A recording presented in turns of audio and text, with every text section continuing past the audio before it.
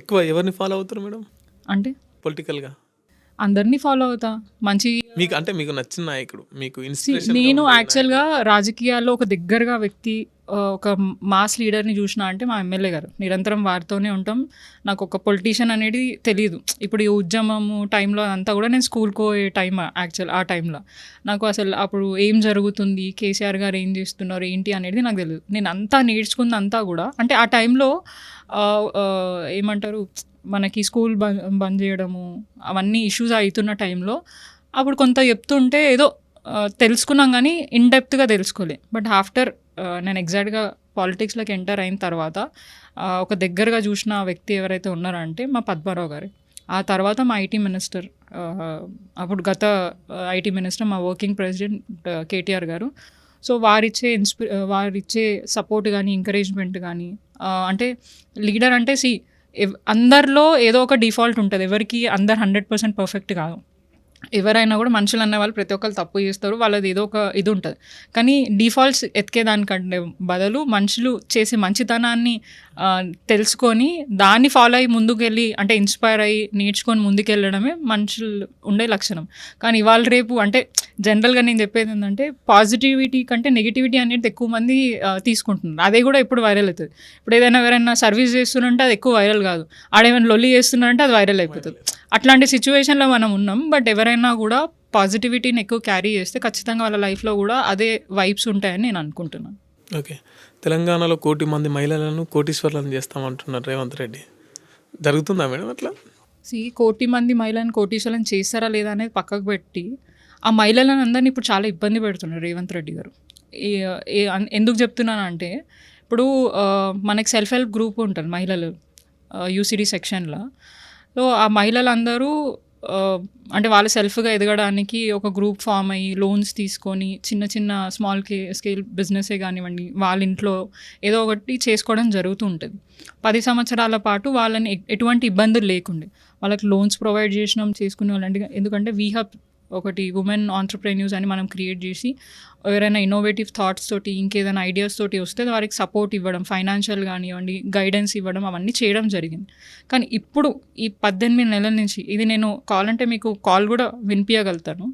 18 months నుంచి ఏం జరుగుతుందంటే అదే మహిళలను కేవలం వాళ్ళ రాజకీయ లబ్ధి కోసం గ్రూప్లో ఉన్న మహిళలను మీరు మీటింగ్లలోకి రావాలా, రాకపోతే మిమ్మల్ని లోన్స్ కట్ చేస్తాము, మీకు వెల్ఫేర్ స్కీమ్స్ రాకుండా చేస్తాము అని వాళ్ళని బెదిరించడం, భయపెట్టియడం.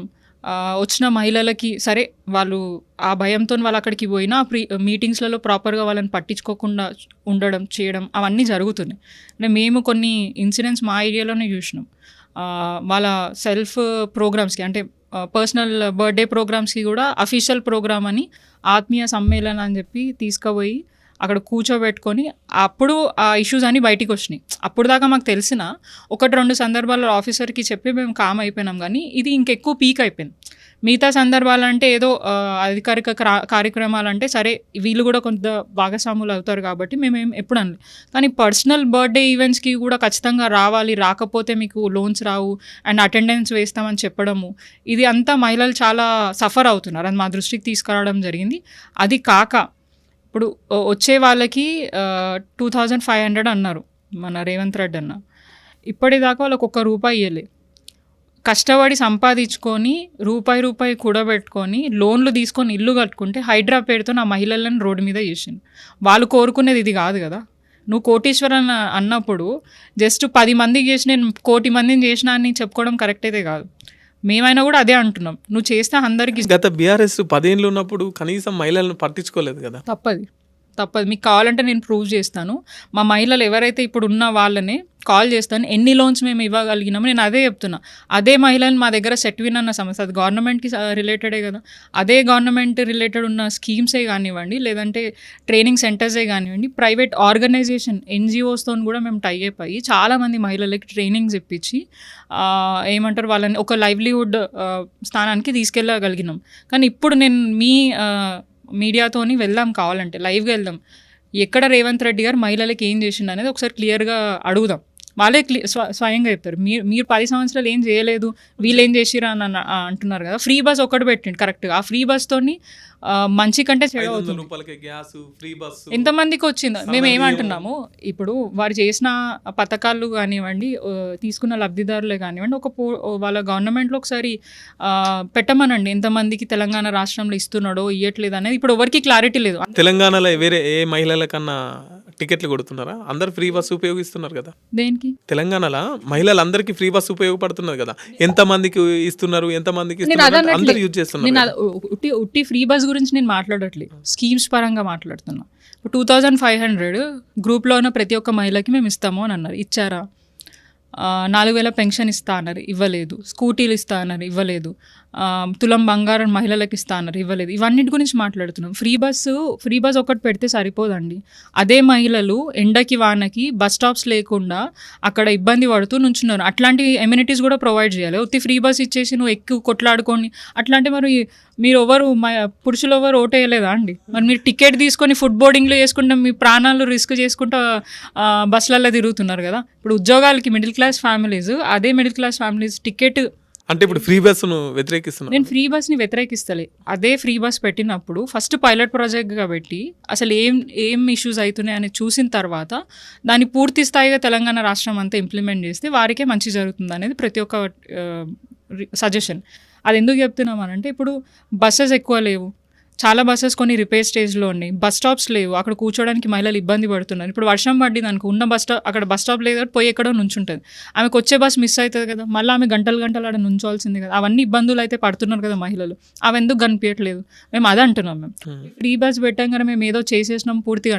అదే ఫ్రీ బస్తో ఇప్పుడు మహిళలందరూ కొట్లాడుకోవట్లేదా? మీ మీడియా ఛానల్స్లోనే చూపిస్తున్నారు కదా, జుట్లు పట్టుకొని కొట్లాడుకోవడం, పోలీస్ స్టేషన్లో పోవడం, ఆర్టీసీ డ్రైవర్ని కండక్టర్ని కొట్టడం, ఎక్కడ పడితే అక్కడ ఆపేయడం, వాళ్ళు కూడా మహిళల మీద రూడ్గా మాట్లాడడం, ఇవన్నీ జరుగుతున్నాయి కదా. ఇప్పుడు ఒక స్కీమ్ పెట్టినప్పుడు ఏదైనా కొంతమంది ఎగ్జామినింగ్ అంటే ఒక పైలట్ ప్రాజెక్ట్లో తీసుకొని దాని మీద డ్రాబ్యాక్స్ ఏంటి, పాజిటివ్ ఫీడ్బ్యాక్స్ ఏంటి అనేది చూస్తారు. అవి చూసి ఇంప్లిమెంట్ చేస్తే ఇంకా బాగుంటుంది అనేది ప్రతి ఒక్కళ్ళ సజెషన్ కూడా. అంటే ఉట్టి ఫ్రీ బస్ తోటి కావాల్సిన అవసరాలు చాలా ఉంటాయి, దాన్ని కూడా పూర్తిగా ఇంప్లిమెంట్ చేస్తే అది సక్సెస్ అవుతుంది. అప్పుడు దాకా సక్సెస్ కాదు, ఇట్లనే ఏదో ఒక నెగిటివిటీని వాళ్ళు క్యారీ చేసుకోవాల్సిన పరిస్థితి వస్తుందని అంటారు. ఓకే, ముఖ్యమంత్రి భాష ఏ విధంగా ఉందండి? ఫస్ట్ ఆఫ్ ఆల్ ఆయన ఎనలైజ్ చేసుకుంటే బెటర్. ఇప్పుడు ప్రతి సందర్భంలో నేను ఒక ముఖ్యమంత్రిని అని చెప్పుకునే పరిస్థితికి ఆయనకు వచ్చిండు. ఎందుకు వచ్చిండు? ఆయన మాట తీరు, ఆయన ప్రవర్తన. అదే ప్రవర్తన మంచిగా ఉండుంటే ఆయన చెప్పాల్సిన అవసరం లేదు. ఖచ్చితంగా ప్రతి ఒక్కరు ఆయనను ఆదరిస్తారు. ఫస్ట్ ఇప్పుడు ప్రతిపక్షంలోనే ఉన్నట్టు మాట్లాడితే ఎవరు యాక్సెప్ట్ చేయరు. ఒక చైర్ దగ్గరకు పోయినప్పుడు సరే నువ్వు ఆపోజిషన్లో ఉన్నప్పుడు ఇక ఒరినో ఇక పిచ్చోడ్లాగా అని అంటే ఎవరైనా తీసుకుంటారు. బట్ ఒక స్థాయిలో ఉన్నావు, ఒక చైర్ ఉన్నావు, నువ్వే అంటావు నేను ముఖ్యమంత్రిని, చైర్కి ఏదైనా గౌరవం ఇవ్వండి అని అడుక్కునే పరిస్థితికి వచ్చినావు అని అంటే నీ అంటే మాట్లాడే విధానం కానీ జనాలను రిసీవ్ చేసుకునే విధానం కానీ ఇట్లా హుందాతనం మెయింటైన్ చేయాలి. 10 సంవత్సరాలు కేసీఆర్ గారు ఉన్నప్పుడు ఎవరినైనా అంత వల్గర్గా తిట్టిరో చూసిరా మీరు? ప్రతిపక్షాలను కేసీఆర్ పక్కన పెడదాం, నేను ప్రతిపక్షాలను ఎప్పుడైనా, ఎందుకంటే ఆ చైర్లో ముఖ్యమంత్రి ఉన్నారు కదా, ఆయన ఒక్కడనే కాదు, కేసీఆర్ గారే కాదు, గతంలో కూడా చాలా మంది ముఖ్యమంత్రులు వచ్చినారు.